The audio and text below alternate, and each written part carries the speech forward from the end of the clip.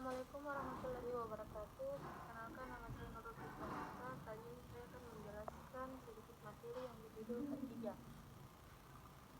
Pertama, kita masuk di K3 konstruksi. Kita harus mengetahui apa itu K3 konstruksi. Jadi, K3 konstruksi adalah serangkaian aturan atau himbauan yang digunakan sebagai pemberitahuan kepada pekerja bahwa terdapat pelaksanaan terhadap kesehatan, keselamatan, dan keamanan selama bekerja. Tujuan K3 konstruksi ada banyak, salah satunya yaitu 1. Mencegah, mengurangi, hingga memadamkan bermacam-macam risiko kecelakaan, kebakaran, maupun peledakan. 2. Memberikan petunjuk, arahan, atau kesempatan jalan sebagai sarana penyelamatan diri pada suatu keadaan darurat yang sedang terjadi. 3. Mampu menyalurkan pertolongan serta sebagai alat perlindungan ketika terjadi suatu kecelakaan maupun keadaan darurat tertentu. 4.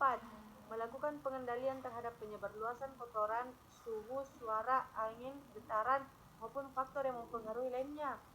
5. Melaksanakan pengendalian terhadap timbulnya suatu penyakit karena kerja, entah itu psikis maupun fisik. Dan yang terakhir, penyelenggara dari aktivitas penyegaran suhu, udara, dan prinsip kerja K3 konstruksi ada 3, yakni 1. Penyesuaian kelengkapan administrasi. Adapun yang dimaksud penyesuaian kelengkapan administrasi adalah masalah administrasi maupun surat menyurat harus sudah dilengkapi di awal pembangunan proyek konstruksi, dimulai dari pendaftaran proyek kepada Departemen Kerja Daerah Pembangunan, pembayaran asuransi bagi tenaga kerja, dan sebagainya. 2. Penyesuaian safety plan, di mana salah satu rencana dalam pelaksanaan K3 ini dapat menunjang keberadaan pembangunan yang lebih lancar. Setiap tenaga kerja tentu membutuhkan jaminan atas aktivitas maupun kegiatan konstruksi yang aman, nyaman, dan terhindar dari adanya penyakit maupun kecelakaan.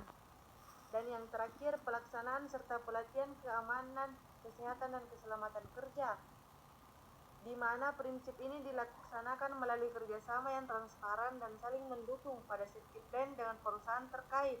Pelaksanaan dapat terwujud dalam bentuk pengawasan khusus oleh K3 konstruksi.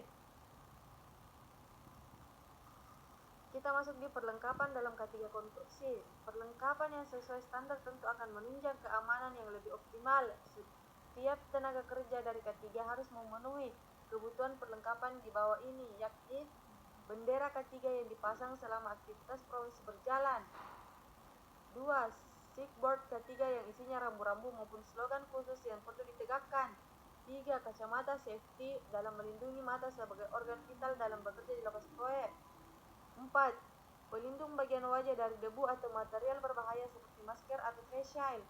5. Earplug atau earmuff sebagai alat khusus dalam melindungi fungsi pendengaran akibat lingkungan kerja yang cenderung sangat bising. 6. Safety helmet untuk melindungi bagian kepala dari benturan, kejatuhan, atau pukulan. 7. Sepatu boot atau sepatu pelindung yang berfungsi sebagai melindungi kaki dari kondisi lingkungan tidak memungkinkan. Dan yang terakhir, safety gloves yang disarungkan kepada kedua. Pasti kalian pada bertanya, mengapa K3 perlu diterapkan di bidang konstruksi? Karena K3 mendorong terjadinya tempat kerja yang aman dan nyaman bagi pekerja.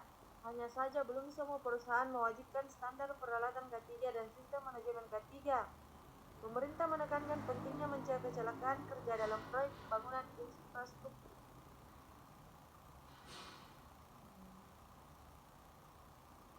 Selanjutnya kita masuk di alat pelindung diri dalam K3 konstruksi, yakni 1. Helm keselamatan, 2. Sabuk dan tali keselamatan, 3. Sepatu boot, 4. Sepatu pelindung, 5. Masker, 6. Penutup telinga, 7. Kacamata pengaman, dan yang terakhir.